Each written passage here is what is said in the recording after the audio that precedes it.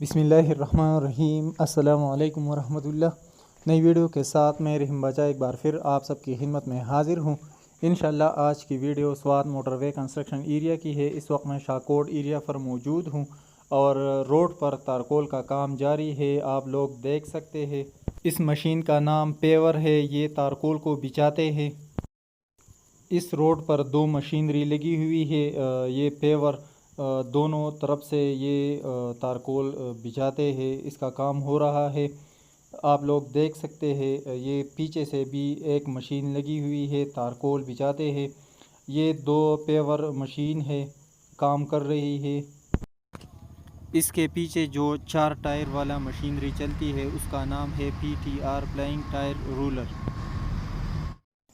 Swat motorway construction area मुकम्मल होने के करीब है। बहुत जल्द स्वात मोटरवे कंस्ट्रक्शन एरिया मुकम्मल हो जाएगी और फिर ये एरिया गाड़ियों के लिए खोल दिया जाएगा। आज की वीडियो बस इतनी थी। अगर वीडियो अच्छी लगी तो लाइक कीजिए, इससे हमारी हौसला अफजाई होगी और हम आपके लिए अच्छी वीडियो बनाएंगे। अगर चैनल पर नए हैं तो चैनल सब्सक्राइब करें, बेल आइकन पर क्लिक करें ताकि हमारी नई वीडियो आप तक पहुँच सके।